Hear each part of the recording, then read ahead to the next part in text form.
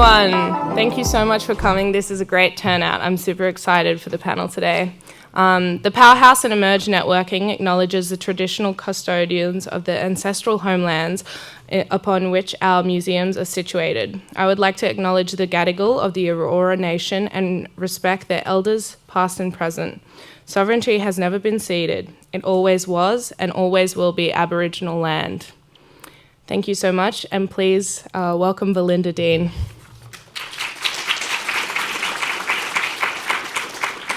Hi everyone, welcome. This is the inaugural Emerge Film Networking event. My name is Belinda Dean and I'm a producer. I'm joined on stage by three fabulous guests who I'll introduce momentarily, but first I wanted to chat about what it means to be emerging and to have emerged. So as creatives, we all pass through various stages of our careers.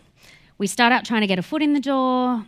Maybe you study, maybe you don't, but you work hard to get those first important runs on the board. You make short films, web series, maybe you have a TikTok success, a YouTube viral hit, maybe you've even made a low-budget feature film.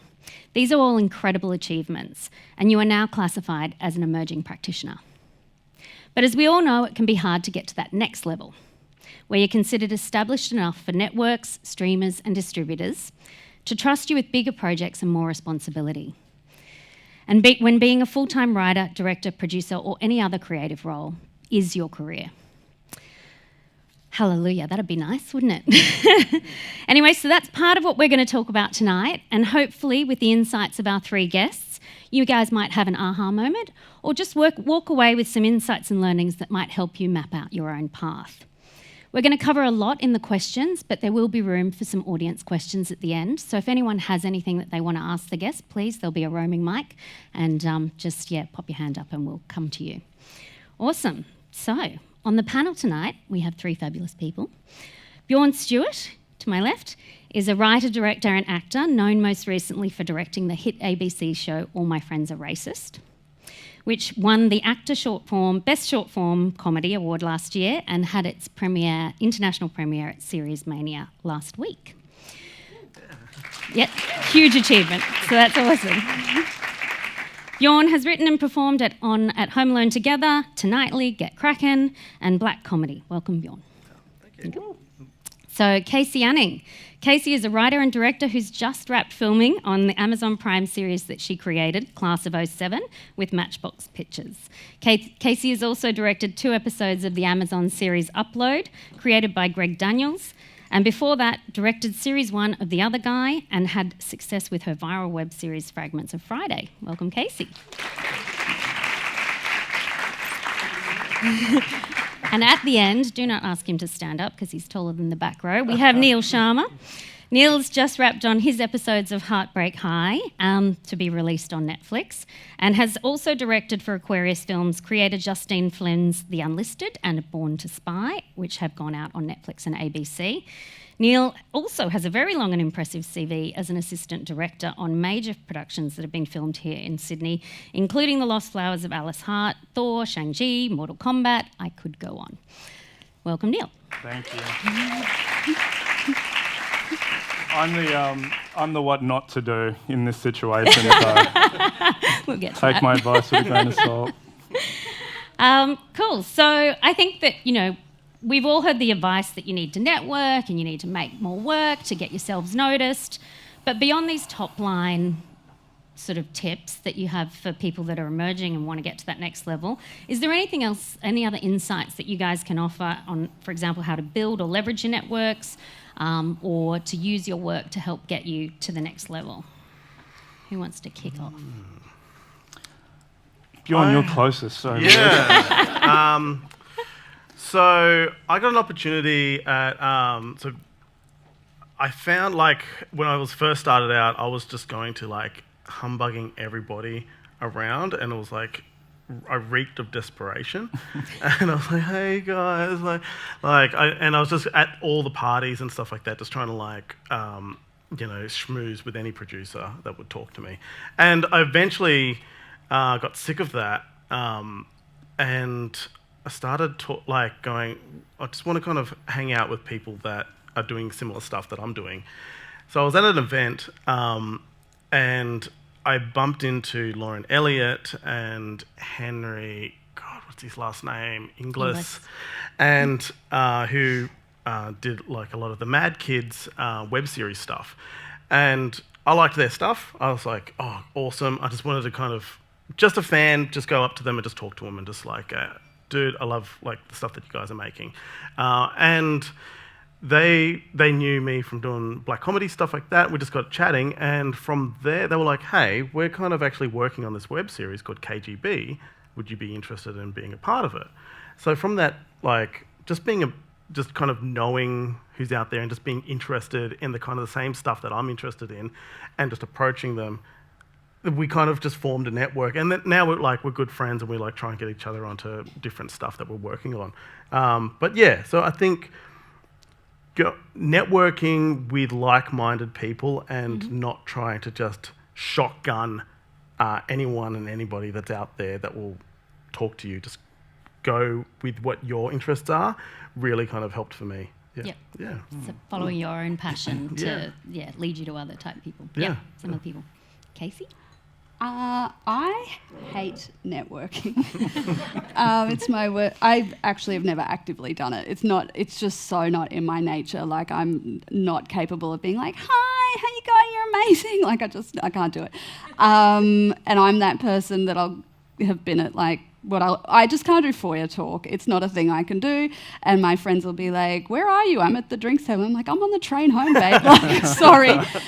So it's not been a thing that I have been good at or that I've considered an angle. I've been much better at sort of making my things, and then it sounds corny, but I would kind of call it more making relationships rather than networking. It's sort of like, I prefer to hang out with people I like as well, and I think you just have to find people, A, that you can have a beer with first, and then B, hopefully you can work together. But I think this event's amazing. It looks like there's actual intention behind it in terms of what you guys have done with, everyone being at a good level and that kind of thing. And I think that kind of intentional mixing of people is amazing, but the schmoozing after a film festival thing is not my style, so I think don't worry if that's not your style too, but I have let my work kind of do the talking when I have no social energy to do the talking myself.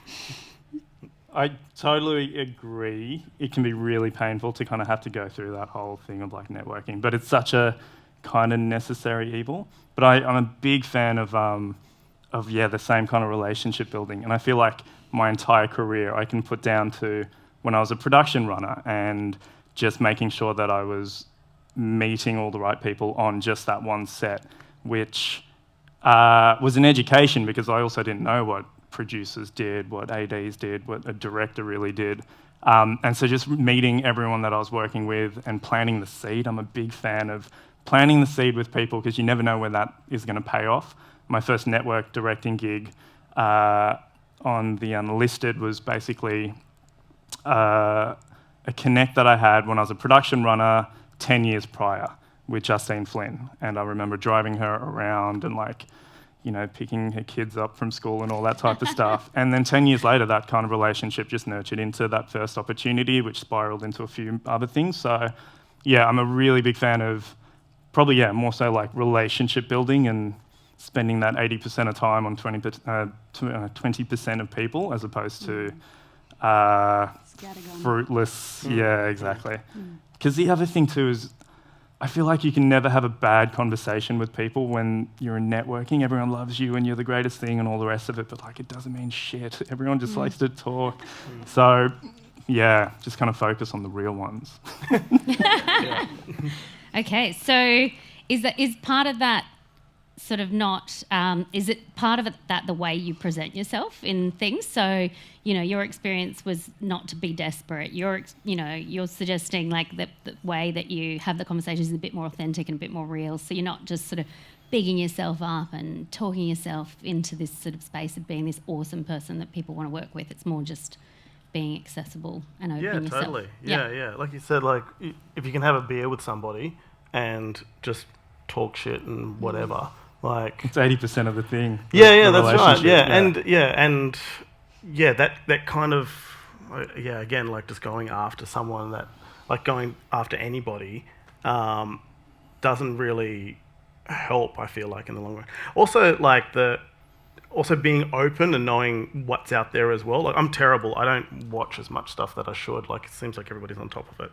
But the stuff that I do, I'm like, I need to know who made that. Like, that was really cool, and I'll hunt them down and, you know, just to kind of hang out and, you know, be my friend, really. I think, though, you have to sort of, if you are kind of building relationships, it's also about the follow-up. And so it's like you meet someone in a setting, but as much as I kind of hate that kind of social interaction, I've never been afraid of sending an email, and sometimes even a cold email, because there's literally nothing to lose. Like, they just don't reply. That's the worst that happens. So you can kind of go, hey, we met, da-da-da, would love to, I know you're busy, but I'd love to grab a coffee, pick your brain. And I think if you start from a position which is often deferential and not being like, this is me, give me a job, and you really are just looking to meet people and understand their job and understand their experience, then people I've found have been generally very generous with their time. I've had a lot of coffees in, you know, my career, and they don't always go anywhere, but, you know, they do build the network of people that you can come to know and understand. So it's not just having the ability to have the conversation in the room, it's then like, can I actually form this into something else? Yeah, deepen the relationship. So was there a specific turning point for each of you in sort of, you know, I guess crossing over from being emerging to having emerged to, you know, working with the bigger players and getting to that level? Like, is there something that you can specifically pinpoint that was that turning point? And I guess as a counter to that, is there anything that you thought was going to be it and then wasn't? It's a lot of those. I mean, for me, I don't know if there's been a pinpoint moment. There's definitely been like 10 that lead up to something, and so many jobs that you don't get that lead to something else, and, you know, it's just a natural kind of progression. But I will say, like, after directing my first network show, I thought that would lead into, like, working consistently, but that was something that I realised really quick. Every job you go for is sincerely hard to get, and you are like competing against a whole lot of other people, and it isn't kind of this holy grail where you're like, great, I've got one credit, I'm sweet after that. So yeah, I mean, there was never like a real obvious turning point for me, but that's, you know, getting at least one credit did start the ball rolling, so to speak. So for me, it was probably that. What about you guys? What about you? I came up through what I would describe at the time as, like, I think in lots of ways I was like a Screen Australia poster child. And I've said this before, which is that I came out of AFTRS as a director. I shook off short films. I was like, fuck short films, I don't do shit. And then I was making web series at a time that web series was still this like new and emerging format, and I crowdfunded my first series, and people were like, what is this? Take my money. And now they're like, get fucked, like, you know, make your own shit. And so I made like my first season on $6,000 worth of crowdfunded money, and then we made our second season on Screen Australia funding, and then from that, my web series Fragments of Friday got me my first long form gig, which was The Other Guy, and from The Other Guy I then started working in the US, and I kind of just like did everything that I think Screen Australia hopes a development pathway could be, because I also, in between those things, got the Talent LA initiative, and I went and met agents in the US and that kind of thing. So just step after step, I just kind of kept going to the next bit. But it's like Neil says, it's like it's not one moment. It's like I made a web series, but I had to crowdfund it first, and I had to go to uni, and, you know, all those things. So I think, you know, we're really two examples of two incredibly different pathways, you know. Yeah, I was going to say I was probably what Screen Australia wouldn't recommend you doing, which is like, because I came up as an AD, so I started as a production runner and then kind of climbed the ladder being an AD, and I really rated it as an experience because I thought it was such a great way to see every step of production and just actually being on set as well and seeing how things get made, which is such a practical education that you cannot pay for.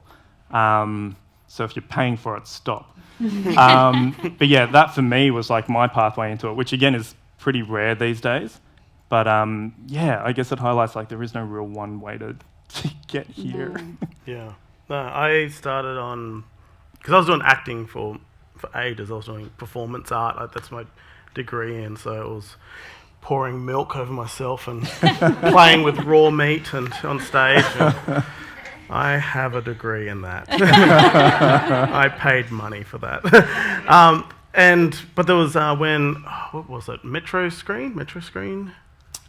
Yeah. Metro Screen. In Paddington. Metro Screen in Paddington when they had their initiative. It's all gone now. Yeah, we're aging ourselves. Yeah. But I got into the last one, and they give you like $4,000. Yeah, $4,000 to make a short, and never thought of being a director or writer or anything like that. And I was like, what the hell? Like, do it for fun, and got the bug from it. Yeah, and I was like, and from there, just wanted to kind of. Start. Yeah, it was a slow burn. Like it was, but that was the turning point of somebody just going, here's something, make a short, and it was the typical, like housemates in the inner west, like that short. Pouring milk over each other. Pouring milk over each other, and but I guess after that, slowly started going through. Doing short films with decent budgets through Screen Australia, and and getting like cozy with Screen Australia as well, and and ABC, they've been good as well. I think there is though, like there's lots of people who have languished in that emerging zone for a long time, and you really need the right project at the right time to come on. And in my experience as well, kids TV is often a very generous place where they will take a break on, so like, oh, you've got a great web series and whatnot.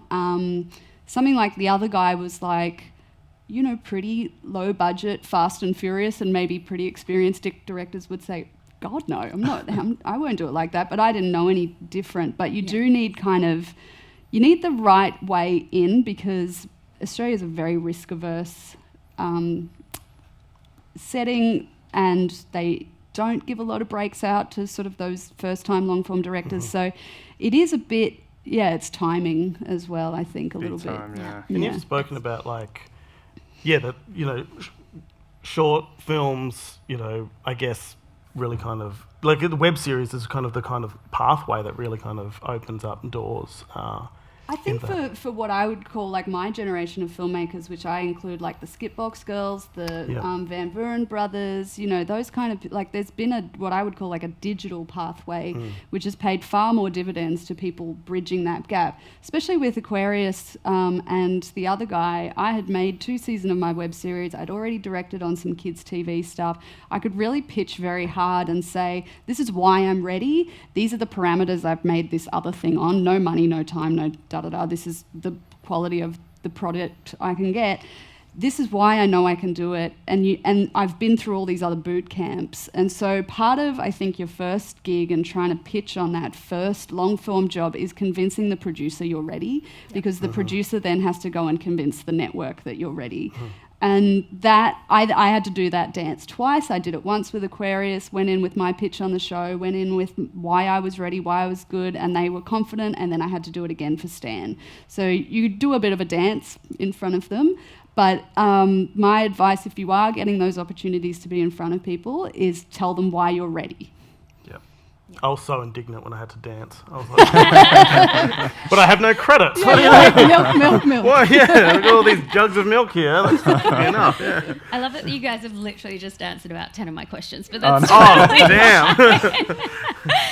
No, well, look, I mean, one of the things that I wanted to touch on with you, Bjorn, is that you started a collective called Cope Street. Yep. Can you talk to us about the rationale behind starting that? Was it to make some of your own work? Was it to kind of have a bigger presence than just yourself? Like, where did that kind of come from? Yeah, from a strategic point? Came up to us, a friend of ours was like, you should make a collective. And with, a bunch of friends of mine that we all kind of did different things, performance art, and we were like, oh, maybe we should, like, give it a go. Our friend was like, if you form a collective, it'll be easier with the funding bodies when you go for, to apply for stuff, because they'll see a bunch of creatives coming together. It was Or you can ride each other's coattails. Well, that's right. We were riding each other's coattails in a circle, and it was good. Like, we were making a lot of stuff, and I guess like the pitfalls that kind of came out from that, we learnt very quickly, is that everybody, one, we were all very good friends, and that was kind of a lesson in itself. Going into business with friends is very interesting. The second thing was, everybody has different skill sets and strengths and weaknesses, and we found that quite early on as well. And so there's, I guess, kind of tension that can kind of come out of that. But, I love all the people that in the collective, and I love them very dearly. And, we just, like, I remember we're doing sketches for a series called The Slot, which had a whole bunch of different kind of online content creators on it. And, I was trying to go like, hey, this is our opportunity to kind of like direct a different sketch so we all get credits to kind of like elevate ourselves. But some people were like, I do not want to direct, like terrified to direct, or other people were like, I do not want to be in front of the camera. So that was that too. Like, we kind of quickly figured out what we wanted to do in that, because you're kind of just trying different things, and those things kind of popped up. But I think you have to kind of, going into a collective or working with friends, you kind of have to really have a good look at kind of the relationship, and, do you want to kind of, can you put the business in front of your friendship? I think that's the one thing that we kind of faced, and I think at the end of the day, we wanted to kind of save our friendship more than, go into the business side. That sounds like a good outcome. Yeah. Cool. And Neil, you touched on this a little bit earlier, like your on-set experience and just using that to sort of see and learn and, really understand, I guess, what everyone does, what you wanted to do, all of those things. And obviously there's initiatives and there's placement opportunities and there's things like that where people can get on-set experience either in attachment roles or, maybe you're just working on set. But, like, what would you say is some of the biggest things that people should be, using that opportunity to achieve or, to take out of it? Like, yeah, I mean, it's a tricky one because, like I said, it's great if you can get on set and get that experience, but obviously it's not like everyone in this room can just jump on a film set and say that, they're ready to do whatever it is that you're all studying or you're trying to do. So, I mean, there is definitely those avenues of attachments that I think Screen Australia is still doing, or like the Directors Guild seem to still be doing. Yep. I think they're phenomenal, and I know Bjorn, did you do one on Thor as well? Yeah. So they're definitely fruitful. For me, I think the route that I kind of took as an AD was kind of mirroring or like watching and absorbing from as many of the directors that I'd worked with over the 10 years as I could, and I just saved all that stuff in the bank for when I finally got my crack. I never went down the attachment route. I've never done an attachment ship. I really value becoming director's assistants, if you can do that. I was lucky enough to be Jeffrey Walker's assistant for close to like 8-9 years, which again was just invaluable because in an attachment situation, you're often there, during a shoot day, and then that's kind of it. As an assistant, it was 24 hours a day. You're just constantly there going through the processes of like even being in post-production and just all the little conversations that happen behind doors and in rooms with the right people and all the rest of it that maybe you can only get as an assistant. And then same deal, I was lucky enough to be Taika Waititi's assistant as well, which again was like another universe of kind of learning and seeing things in that massive scope. But yeah, it was also just those little chats that you have when you're in his trailer in between scenes and things that, again, were just like dream come true moments for me, because you're learning so much about all the struggles that he'd gone through getting to where he was, and just seeing how, him and Jeffrey's mind kind of worked, which again, you can totally get as an attachment as well. So definitely seek out those kind of opportunities because they can be quite fruitful, but they also though give you an understanding of like how hard the job is. Oh, absolutely. Yeah. And like I'd known, being an AD, you're on set like 16 hours a day, and I was definitely not unaware of how hard it is, but it's as you guys know, like it's not as glamorous as everyone kind of thinks, and it's fucking hard work, and it's like a struggle. And even we were talking about it before, Bjorn, but like $300 million films are just short films or like smaller films with massive budgets. The same problems, all the things that you kind of go through are still there, but there's just more people fixing those problems, I guess, and like more money to solve the problems. But yeah, no, definitely hard. And it's a great way to kind of get into it. Attachment ships. Yeah, and Kacie, I think you put a really good case forward for the whole, proving that you're ready. So, like, in terms of, I don't know, I guess it's a constructive way to approach that for people. Like, like, what do you need to have ready when you're going into those sorts of meetings? Like, what is it that's going to actually practically help people prove that? Yeah, I mean, everyone has a different style and take on these things. My take on these meetings has always been to talk about story. I think as a director, there's a little bit of a trap to go too hard on the visuals and the look of the thing, which is important, but I think you really want to tell a producer that you understand the meat and potatoes of how this story works, what the themes are, and how your vision would drive through all of that. And so when I pitched on The Other Guy, which ostensibly was kind of, the logline was it's a breakup comedy, and that's the inciting incident. But when I read the pilot, I was like, yeah, that's the inciting incident, but this is really a buddy comedy between AJ and Stevie, these two old friends coming back together.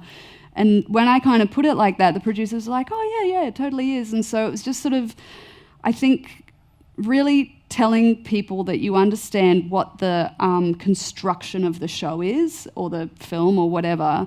And then if you have ideas for visuals and things like that, making sure that those things are supporting what the story and the themes are, and not that the visuals are sort of all you're talking about.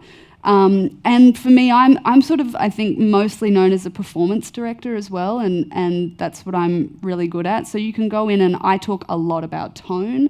I will break the tone down to within an inch of its life, and this is, so I think it's this, I think it's that, and, something like The Other Guy was like, okay, it's obviously an observational, pithy friendship comedy, and it dips down into poignancy and drama, but you got to rip the tone back to comedy, and like explaining that I know how to do that, I know how to manage that ride, and then equally when you're pitching your own things, you have to say, well, the tone's this, the tone's that. You got to tell people how they're going to feel more than anything. So that's my style. I don't know if it works for everyone, but I would say focus on story, don't focus too much on the fancy technical stuff.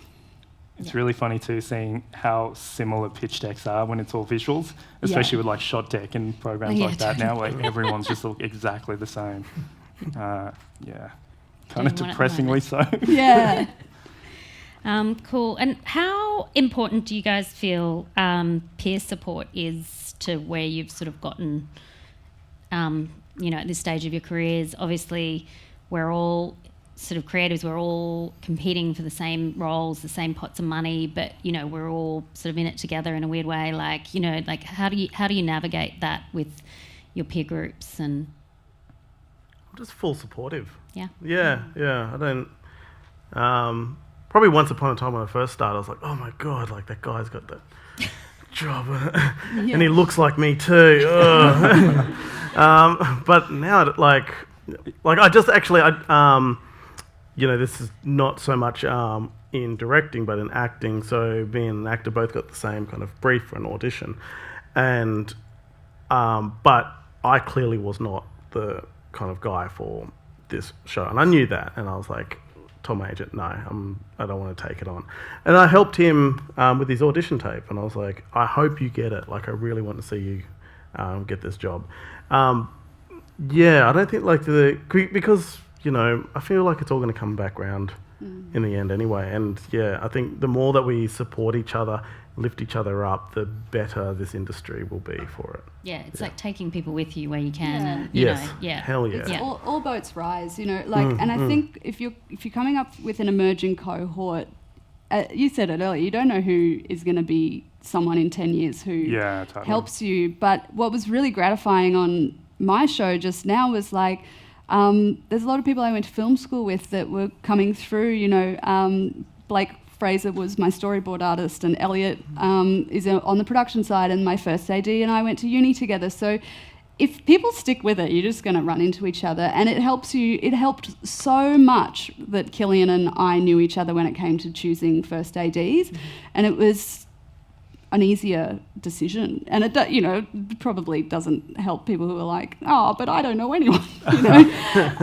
But it, you know, it is who you know a bit, and hopefully they're all good at what they do. But it's also lovely to share that as well, you know. It's really cool when you get to the point where you're working with people that you came up through the ranks with who are also doing the same. Like even Mohini in the crowd, I'm going to point you out. But like Mohini helped me on Team Taika, and now she's producing kind of our next show. And so it is really cool to see, you know, once somebody gets a step up, everyone, like you said, all bets rise, kind of get a step up as well. Yeah. And there's nothing better than when you are, especially with like block directing on TV shows, when like all the directors are kind of on the same page and you don't feel like you're competing with each other, and like it's this big collaboration because you've got each other's backs. And it was a similar thing in the AD world, just because it does make for a greater, bigger picture of things. You know, on the other side of that coin, I hate when you feel like you're competing with the people you're working with, because it just breeds this really terrible kind of energy. So yeah, I totally agree. It's really, really important to kind of lift each other up. Yeah. I'm going to keep this one really brief because I do want to throw to the audience in a second. So earlier we were sort of talking a little bit about some of the initiatives that are kind of around for emerging artists. Like you've got things for Snapchat, if that exists anymore, TikTok, YouTube, Imagine Impact, SBS are doing the digital originals. You know, like obviously these are huge, and they are, I think, you know, very much targeted to emerging creatives. They have a lot of diversity sort of metrics that they need to sort of address within them and tick. But you know, like what do you guys think of those versus like the good old self-starter approach to just getting out there and making stuff? Like, is that still something that you see a pathway for people, or is it really about getting the acknowledgement through these more structured initiatives? I think it all depends what you want to get out of it. If you want to be viral, then go nuts on that. With my web series, you incorrectly referred to it as a viral. Was it? It was so not. You know, like five people have seen it. Four of the views were my mum. It's over and over. We are quantifiably a failure when it comes to eyeballs on that web series, but my producer Courtney and I never wanted to be viral out of that. We only ever hoped it would get us the next gig and that it would hopefully bridge into the next level, and it 100% did that for both of us. But there were certainly other web series at the time that were like, you know, bajillion views, and we felt so sheepish being on panels with them because we were like, nobody's seen it. But mine was like, I want to make a great proof of concept that I can direct stuff that I've written and so that's what I wanted to get out of it. So it just totally depends what your avenue of storytelling is, what your passion is, and what your outcome is, I think. Awesome. If you guys don't have anything to add, I'll go to the audience, but if you do... The same. All right, do we have any questions from the audience? We've got a roving mic here, so up the back, because you're closest. Thanks, guys. It's a really great panel. This is a question for everyone, but I was also particularly interested in Kacie just because of the mention of upload. And I thought maybe episodic television is something that's always interesting because there's something established about it, and that there's almost a format and a formula to the visual approach to it. So I'd be just interested to know a little bit how the director folds into that process, because something about it is almost set, and how you sort of bring your own sort of flavour to that. I'd be interested to hear about that, but also particularly how that applied to Upload, because that is it's a very big American show. And Kacie, I wonder if you could contrast your experience on your Australian shows to how that compares to an American show, and if there's differences in the methodology there. Yeah. I mean, Upload's kind of my only episodic work. Neil's done far more episodic, because I was the series director on the other guy, so I directed all 6 eps. And then very similarly with Upload, I met Greg Daniels for breakfast. If you guys don't know Greg Daniels, he's the creator of The Office in America and Parks and Rec. So, you know, someone that you go to breakfast with, like, holy shit. So I had a great breakfast with him, but also I pitched really hard on story. I'd been able to read some scripts. I'd watched the pilot they'd already shot. And then ultimately you just have to go in and like keep your instincts, but submit to the greater sensibility of the show. That's easy because often there's a DP who is consistent across the show. So as a director, you go in with your idea of blocking, and then you work with the DP to kind of go, this is what I'm thinking. And they go, okay, so our style would be to track across that, blah, blah, blah. So you kind of just give over a bit to the house style, I think. But Neil could probably talk far better to episodics in Australia. The other thing to America does really well that we're starting to do here is the whole showrunner system of doing things. Which it's much easier when there's one person you can go to and go, what do you want to do? And they say this. Yeah. I really hope that kicks off here. But to speak to episodic TV, I mean, you've got, you know, generally a setup director here in Australia where they will set the tone and the visual style of the show, and then you'll have a rotating roster of directors who kind of come in. And you bring your flair to it, but you definitely need to be aware of the bigger picture of what it is you're making, otherwise you have this really disjointed, weird-looking TV show. I mean, you touched on it earlier, but there definitely seems to be a bit of a ceiling in Australian TV so far as like the risks being taken and just how far you can push that visual style compared to some really cool stuff that you see out of the States. And like it kills me to say, but you will never make Euphoria here, or like you will never make a show that cool here. Not because you couldn't, you could totally make a show here. You've got the talent, you've got the stories, you've got the crew, you've got everything you need. You budget to a point. With all these big streamers coming in, you totally do. But I would hope that people take a bit more of a risk in this country to kind of push that level of TV being made to actually get made. Does that very terribly answer your question? Great. I think we had another one down in the middle centre. Who was that? Yep, thanks.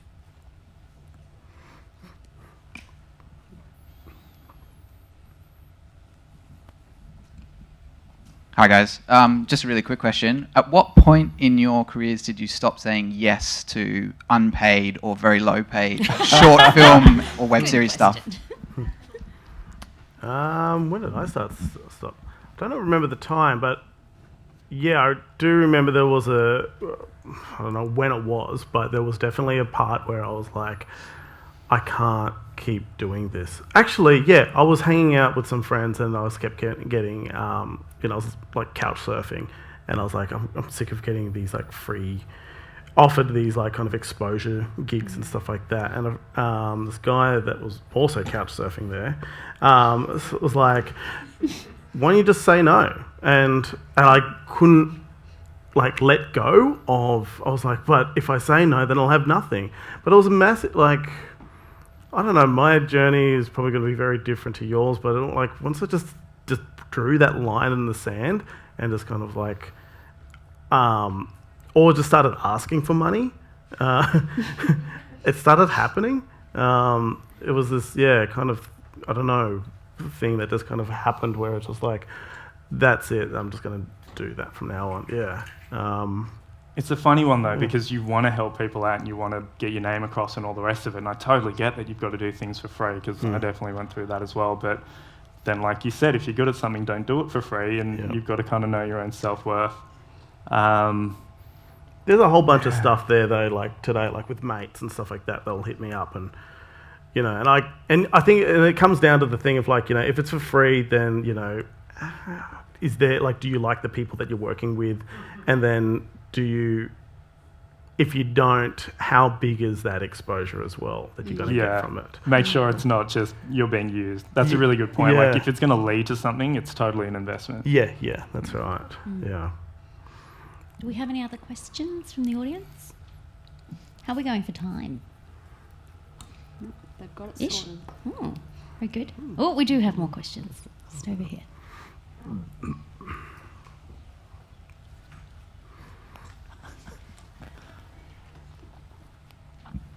Hello. So I have a question more relating to what you guys say about risk aversion. I've also had sort of similar experience as you guys in terms of, I also sort of went through the same sort of thing with Australia being very risk averse, so I ended up moving overseas for a lot of my work. But I'm very curious to hear, like, what could you guys do, or what could sort of that mid-level of filmmakers do to help with the making it easier for the generations below them? I think the landscape's going to sort itself out personally. I think, like, there was a period where I directed All of the Other Guy. I had some more credits on it. I'd been put forward for a commercial show on a commercial network, and I got rejected because I didn't have enough drama experience, which is the other thing when you're a comedy director and you get... And I was like, I've just directed 3 hours of this thing. There's plenty of drama in it. And so I got rejected for that. Got hired by Greg Daniels for a massive multi-million-dollar Amazon show and was like, okay, cool, I'm fine, kind of thing. I think the landscape, the market will change, and I think the streamers are looking for voices, and they're looking for more interesting, and they're looking for risk, like they want to have something a bit out of the box. So I think give it another 5, 6, 7, 8, 9, 10 years, and that'll change. And I don't know what the people in the middle can do, because so much of it is held by the gatekeepers who just won't budge and keep making the same tired choices. That's just. But I think what's worth remembering is that those networks are still making television for the people who are still watching television, and most of us are not sitting down and watching appointment television. So I think that'll change. I think there was, I did a short which I thought, I know this is going to get, like, the, powers that be are just going to go, no. Weirdly enough, they did kind of let it go through, and there was another show I worked on, which the style was very kind of out there and quite niche. And it took a bit, it was called All My Friends Are Racist, yeah, and I put to them, like, web punk, like vaporwave. This is kind of the look that we want to go for, and the producers didn't know what I was talking about, and I had to kind of, like, I guess, do a bit of a dance to kind of show them, this is what I don't know if young people like, but I like it, and and I think that this fits in nicely with this kind of show. But it was a bit of a, you kind of have to kind of do a bit of a hard pitch and, kind of come up with, a reason why you want to do that risky style or tone about it. Yeah. And it needs to make sense for the project. Well, that's right. It had to make sense. Yeah, and that was the big thing. Yeah. There was another question behind. To that point too, like, we are now competing internationally with shows, so we have to change. Yeah. And I feel like you're right, we will eventually. And that was the it's thing. more and more the global marketplace. Like, that's what everyone talks about now. So, you're making shows not just for Australia. Totally. Yeah. Hi. Just wanted to know, if you've got an idea and you're pitching it to people, how many rejections or how long before you have to admit that this isn't working? How long would you be willing to commit to pitch an idea before you have to... We were just talking about that before you guys came in, because I had a show that I've knocked on every door with. I've had so much development over. Brought on actors like high-profile actors attached to it. Nobody just wants to touch this thing. And it got to the point, I think it was, probably this year, I was like, I've had it for like over 10 years now. I can't, like, keep flogging this dead horse. I'm going to have to just put it in the drawer. But at the same, like, because the producer on it was like, no, we can still, flog it somewhere else. But I learnt a lot from that experience. Even though I didn't get a show up in the end, I did network with a lot of people through it. I got to, hone my craft in storytelling with it. And so there's kind of a silver lining I found after that. But yeah, sometimes it just won't happen. But there's experience that comes with that. There's a reprieve as well in letting things go. I think when you I certainly with Fragments, it was like, for 2 or 3 years there, we were in some form of development, be it another TV show or another web series, And you just keep gripping on to things, and then, it takes a while that you have to find a way to release it. And when I did, I felt so much better. And it might come back in other, you might grab characters from that and put that into something else if something gets greenlit. Yeah, it's never wasted. Yeah, that's right, Okay, so we might wrap it up with just one final question from me. So we all know that this whole business takes a lot out of you personally. Like, you've got to get yourself out of bed every day and throw yourself in front of people and get your ideas out there. And, I guess the personal energy that's required in that is quite huge. And then also, once you sort of do gather some momentum, keeping that momentum going and tipping over to that next level is obviously, it takes a lot of personal effort, and it's an art unto itself. So is there anything specific that you guys do on a personal level, or any advice that you can sort of throw at the guys here that has helped you keep going? Meditate. Balance. Yeah. It's an incredibly hard industry, and I know that everyone wants to be a part of it and it's super glamorous and all the rest, but it really isn't. And it's like, it's long, long days, and you'll lose your personal relationships and things will struggle, and it's not full-time work. You're going gig to gig and all the rest of it. So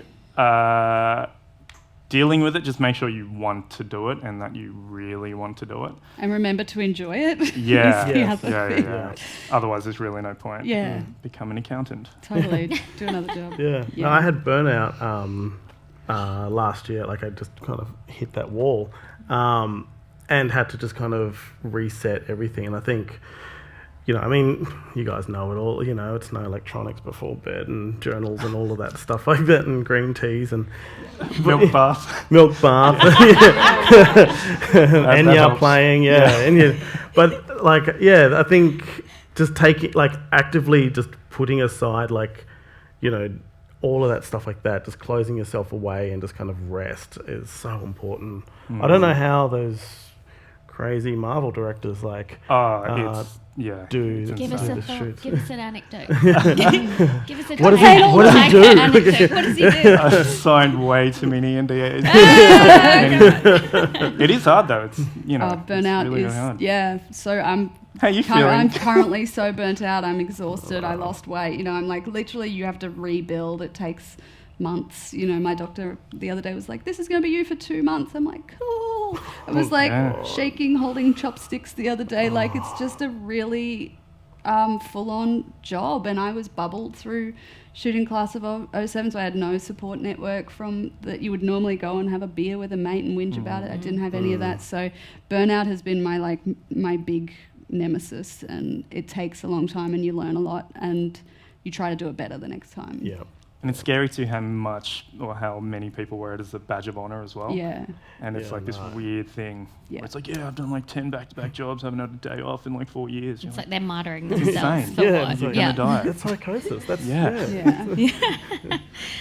Okay, I lied about the last question, so I just have one more. What are the next steps that you guys are taking to advance your already advanced careers? Just try to get that next job, I guess. The hustle never really ends. So personally, it's like writing my own stuff and doing a job coming up with Mohini in the back there. I feel like you always need to be making or doing something. And you've always got 5 plates spinning above you, and you're just constantly juggling. So that's part of it. Keep it going. Yeah. I'm writing 2 features at the moment I've got funding for that I haven't delivered on yet, but I will. But I guess that's the next phase of, going from that short form into the long form stuff. Yeah. Yeah, but doors are opening and you're kind of able to walk through them a bit easier. Is that fair to say? Yeah, totally. Different doors are opening, put it that way. Yeah. Better doors. Okay. I think Yeah, I think going back to like making your own content, and I think that's a very for me it was a door opening experience. Like people then started going, oh, okay, I can take you seriously now. You're not just mucking around. And then from there, that stepping stone, you start to make those connections with other people. Yeah. Awesome. Well, Can I ask you a quick question of the crowd? yes, please. How many people are actually making their own stuff? Okay, awesome. That's very cool. Well done, you guys. All right. Well, everyone, that is us for the panel. I'd love everyone to give a round of applause to our guests. Thank you.